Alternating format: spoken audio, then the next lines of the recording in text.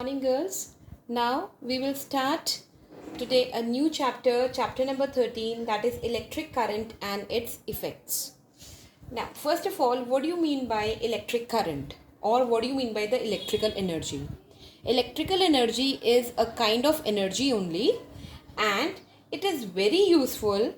Why? Because electricity or the electric energy is used in our various appliances. It is used in our homes to have light, to have heat, and the other things.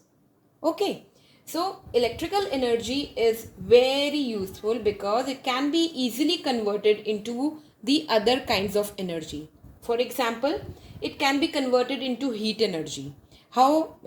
For example, what is the example of this? When we switch on the geyser, what happens? The electrical energy is converting into the heat energy, and that heat is warming up the water. Then electrical energy can be changed into magnetic energy. For example, the doorbell. I will explain you how the bell is functions. How does it function? So there, what is happening? The electrical energy is being converted into the magnetic energy.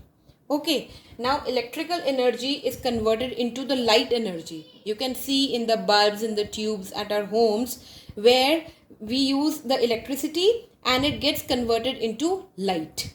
Right? We get light from the bulbs and the other appliances.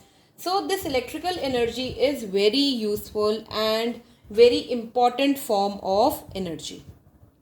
Now girls, from where the electricity gets produced, or from where do we get the electrical energy? We get these electrical energy or the electricity from wind. From wind also it can be produced, water, and from sun also. The solar energy, it gets converted into the electrical energy.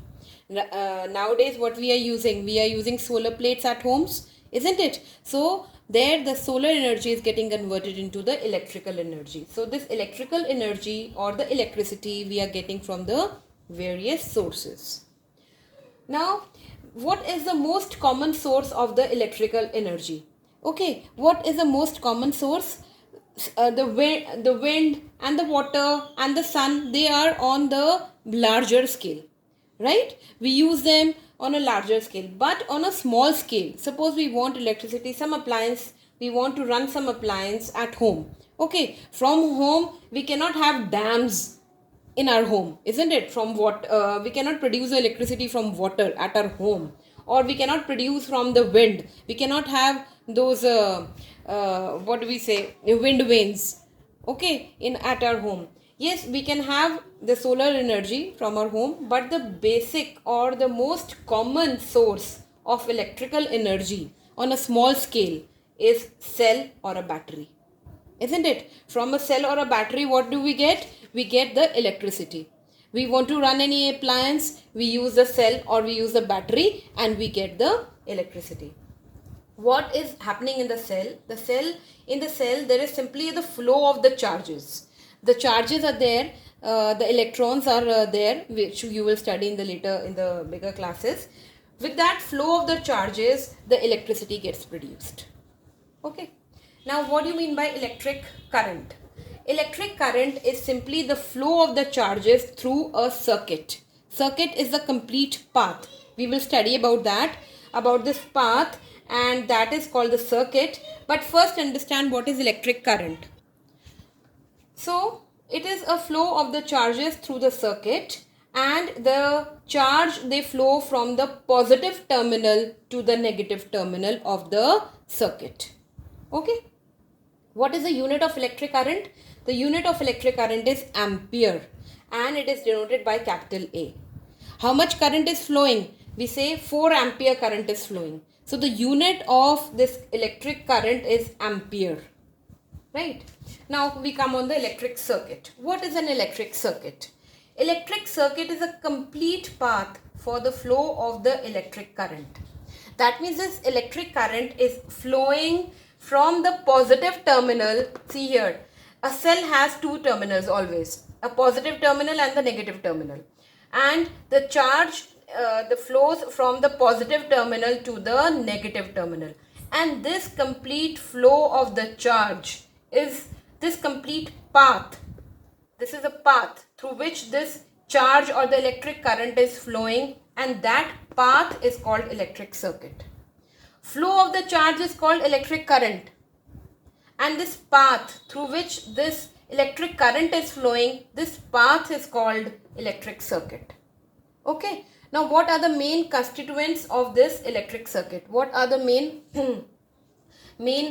four things that make up an electric circuit? The most important, these important things which we need for electric circuit. Without this, we cannot make an electric circuit, or the electric circuit is incomplete without these four things. What are these four things? First is a cell of the battery, because it is a source of the electric current.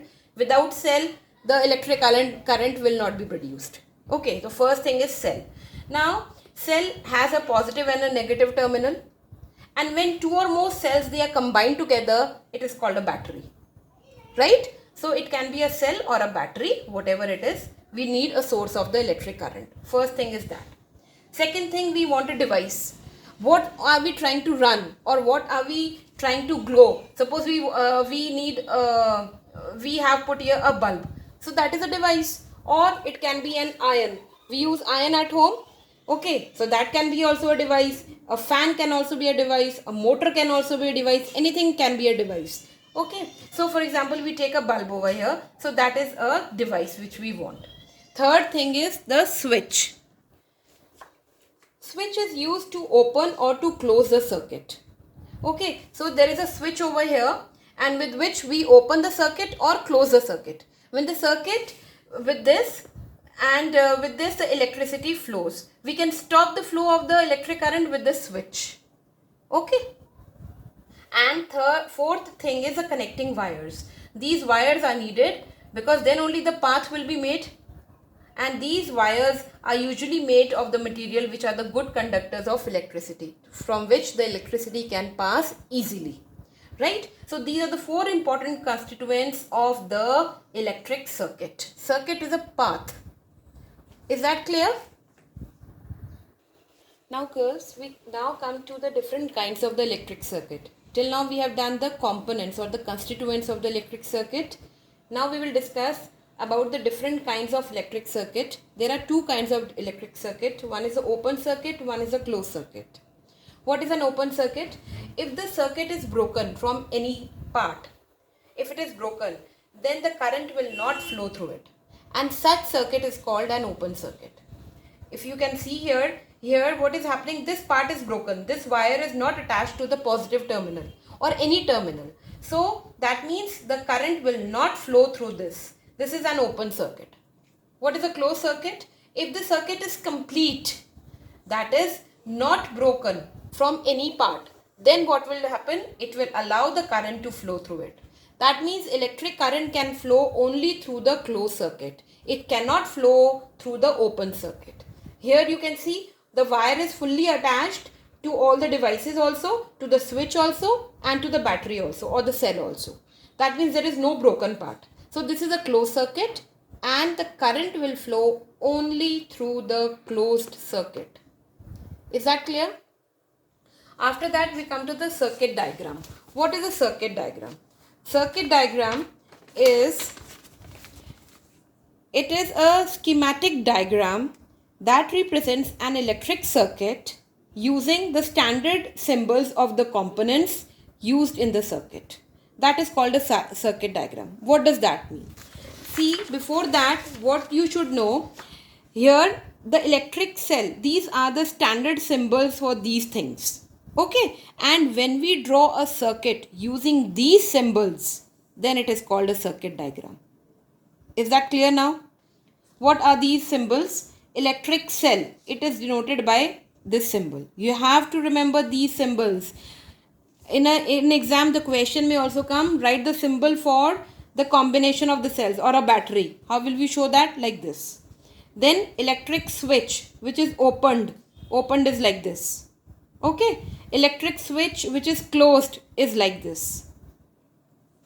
So now girls, there is a difference which I want to tell you before we go. Let's complete this. Electric bulb is shown like this, electric fuse is shown like this, and the connecting wires are shown like this. Okay, so what we will do is, we can draw a diagram using these symbols. For example, we use a cell. So there is a cell. We will not draw like this. Okay, so we will draw like this. This is a cell. Then these are the wires. Wires are not drawn like this. Wires are drawn like this. A straight line. Okay. And then what will happen?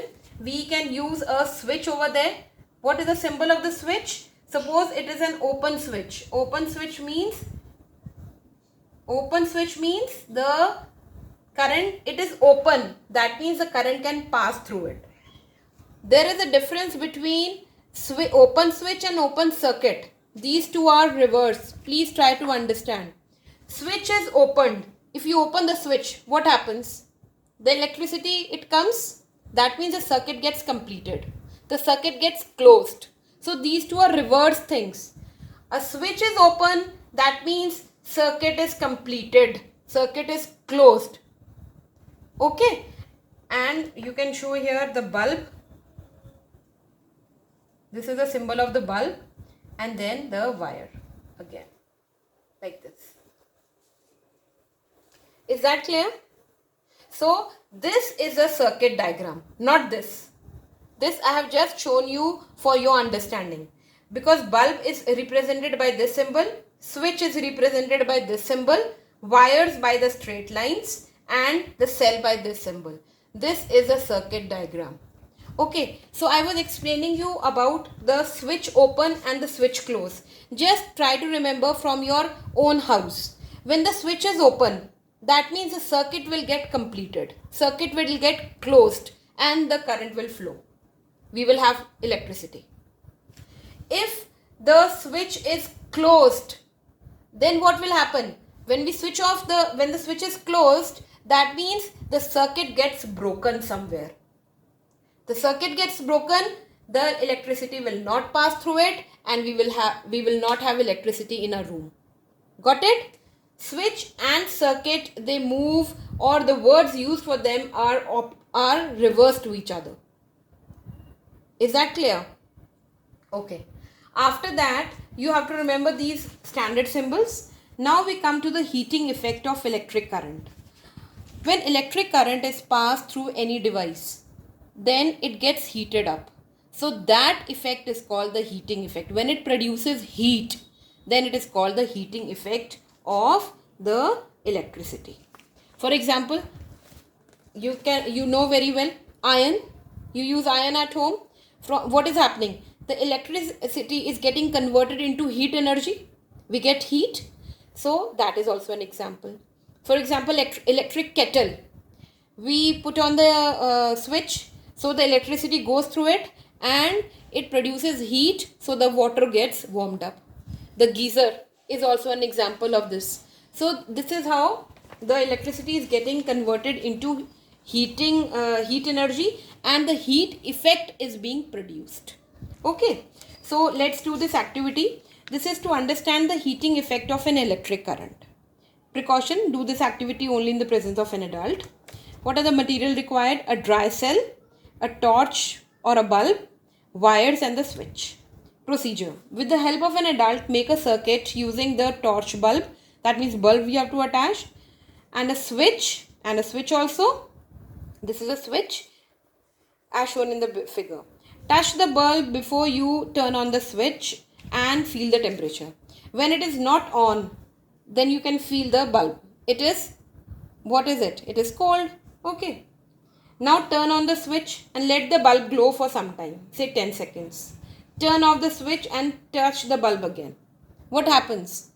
If the current flows through the electric bulb, after some time what happens? The bulb becomes hot. Isn't it? So the bulb becomes hot when electric current is passed through it. What is the conclusion? The electric current produces heat as it passes through the electric bulb. It is producing light also, but at the same time it is producing the heat also. That's why the bulb gets heated up. Electric bulb produces light due to the heating effect of the current. As the current flows through the filament of the bulb, this kind of bulb is called an incandescent bulb. That means the light which is being produced here is due to the heating effect only. The filaments get heated up and they produce a light. Is that clear? Okay. And this effect is known as the heating effect. We saw that the bulb heated up when the current was passed through it. When electric current is passed through a conductor, it produces heat in the conductor. And this effect is called the heating effect of the electric current. Is that clear?